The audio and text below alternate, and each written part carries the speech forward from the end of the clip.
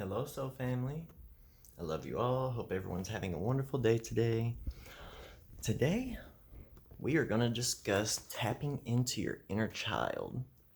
You know, this is something that is so powerful and so transformative that I feel that everyone needs to be doing this practice. So, what exactly is your inner child? So, throughout life, we go through life with building up tons of trauma, stress. We have a rush to grow up. We want to grow up and be adults and get married and do the whole thing and get the house with the white picket fence. And everybody is definitely trying to grow up too quickly. And we really begin to neglect that innocent inner child that resides within us all. So, the inner child is actually a part of your shadow self. And if you haven't seen the video on the shadow self and shadow work, definitely go check it out.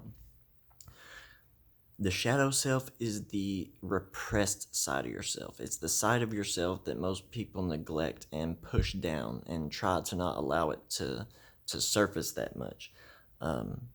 Basically, anything that you're suppressing, whether it's anger, anxiety, negative aspects of yourself, just the idea of doing something that most people would deem negative or something like that, baneful magic, anything like that. And basically, yeah, throughout time, we neglect that innocent part of ourselves that loves to play and run, and bigger than anything, that wants to learn and explore, and that still has that imagination that is super powerful.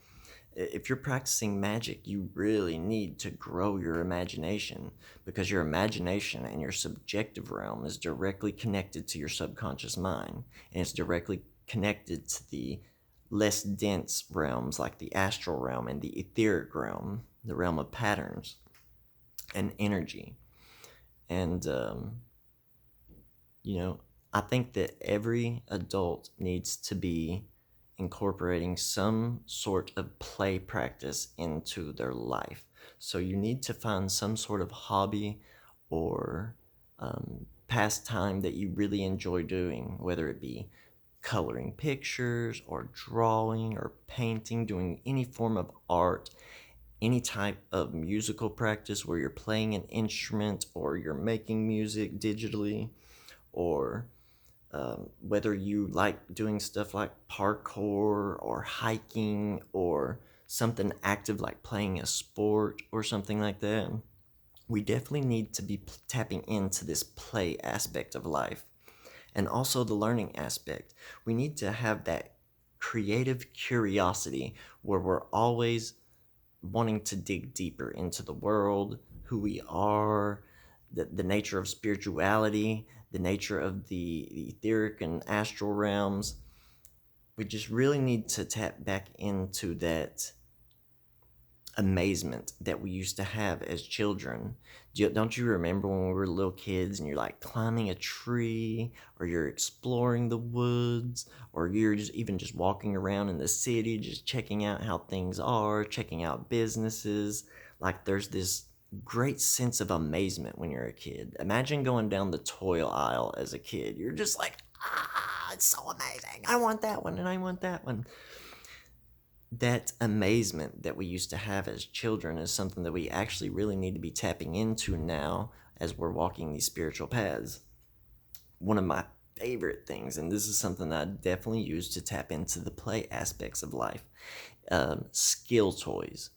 So skill toys are basically toys for adults, and you really have to, practice and practice and practice to gain skill and be able to manipulate these tools effectively. So this is things like juggling, like staff spinning, poi, rope dart, um, any type of flow, hula hooping. What else? I can't think of the name of that one thing. It's like a yo-yo. But there's many different types of juggling. What's that? The crystal thing where you balance it on your arm. I can't think of the exact name of that. Contact. ball or something like that, maybe. Um, but these skill toys, these are actually tapping you into multiple aspects. The creative aspect, where you're coming up with different moves and practicing different moves that you can do. Also, so that affects your imagination, your creativity. It taps into that. Also, the exercise. So you're getting active. You're up and you're moving around and dancing and playing with your flow toy. So you're actually activating that play and that exercise energy. Um, but yeah, I love skill toys. Also, anything creative that has to do with like writing poetry, creating art, painting, even if this is creating digital art on the computer, just do something where you're actually being creative. You're making something. Heck, even YouTube videos, making videos and becoming a content creator. This all taps you back into that creative um, thirst for learning and the thirst for life in general. Um, we need to get that thirst for life back. That's, a lot of people get into states of depression and anxiety, and they think this world is just horrible. And the truth is that they are living in their own personal hell. But the fact of the matter is, this planet, Earth, this plane of existence, is a world of duality. So there's going to be hell here, and there's also going to be heaven here. And depending on which path you choose is depending on where you're going to exist, because heaven and hell are a state of being, a state of existence. If you're in stress and anxiety and depression all the time, you're living in hell. But if you're happy, joyous, peaceful, excited, living life, incorporating play into your life, then you are living in heaven on earth. Um, even in like the Bible and stuff, it says that basically anyone who is not childlike cannot enter the kingdom of heaven or something. And basically what that means, it's an allegory. It's stating that your state of being will decide where you're at. So if you're in the state of stress and anxiety and stuff, then you're living in hell. And that's why it states that unless you become childlike, you can't enter the kingdom of heaven. The kingdom of heaven is a state of being.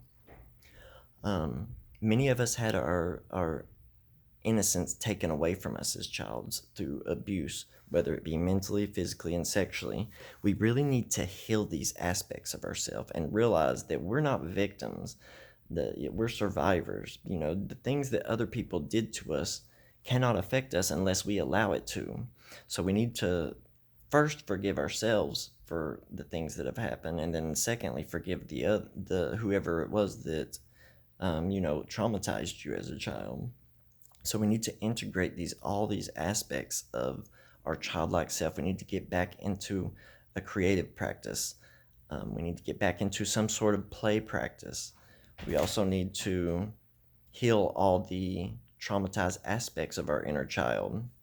We also need to make sure that we are doing all of the things that we can do in order to bring that inner child back out and to get back into these states of bliss that we can get into when we are back into that innocent state of our inner child.